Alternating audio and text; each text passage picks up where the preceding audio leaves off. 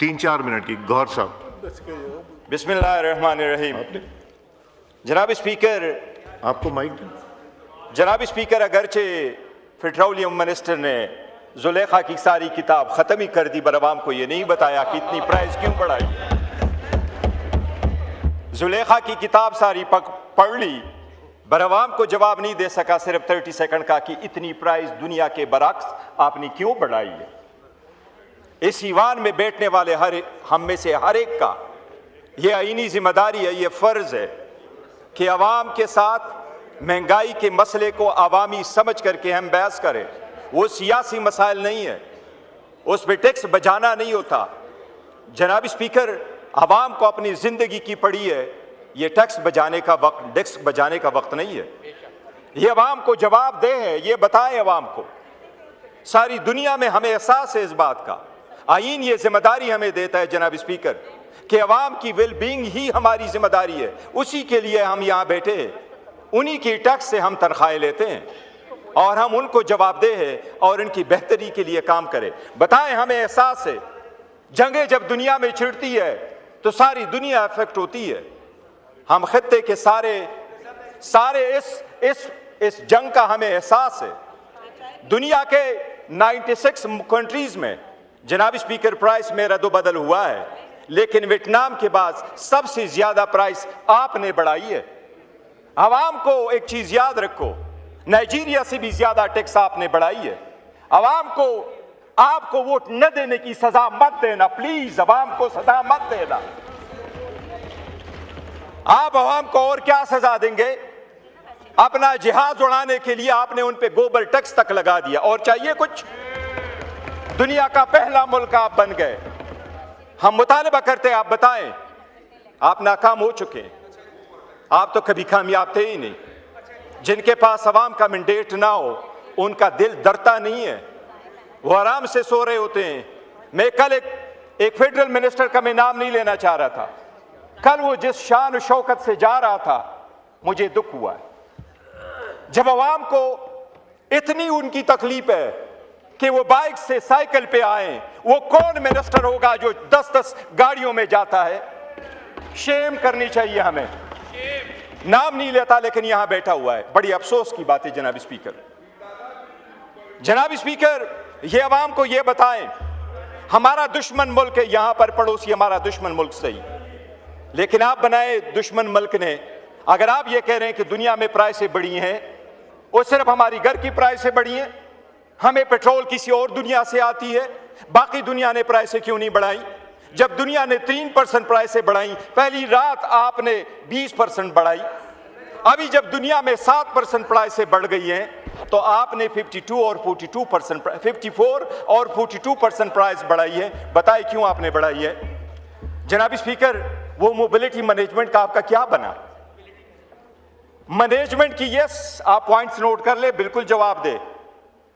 जनाब स्पीकर, अवाम आवाज पूछना चाह रही है, चूल्हे बिचारों के नहीं रहे।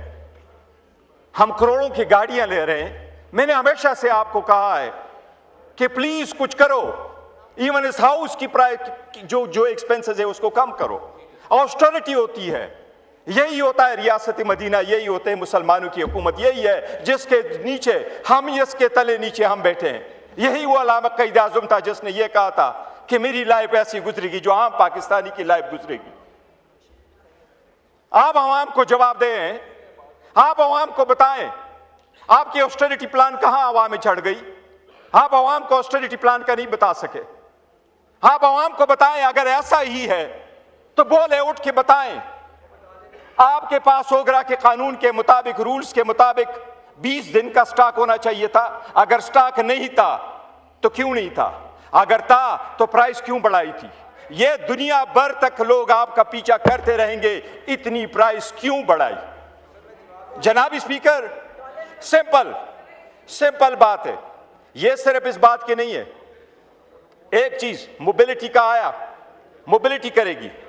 आप ये बताएं कि आपने जितनी प्राइस बढ़ाई है और आप उसकी कह रहे हैं कि मैं उसकी सब्सिडी भी दे रहा हूं, लेकिन इंडिया की मिसाल ले ले जनाब स्पीकर, मैं उस मुल्क का नाम तक नहीं लेना पसंद करता, इतनी ही हमारी सी उनकी बुग़्ज़ है। और अल्हम्दुलिल्लाह इस कौम ने, अफ़वाज पाकिस्तान ने, इस कौम की यहजती ने उनको मई 2025 में तारीख़ी सबक सिखाई अल्हम्दुलिल्लाह, और दोबारा भी सिखाएंगे अगर कोई ऐसा वक्त आया।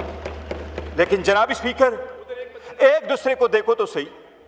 उन्होंने ऑयल मार्केटिंग कंपनीज को बुला के उनको कहा कि आप भी ये बर्डन शोल्डर कर दे, आप भी अपना प्रॉफिट गिव अप कर दे ताकि अवाम पे बोझ ना बने।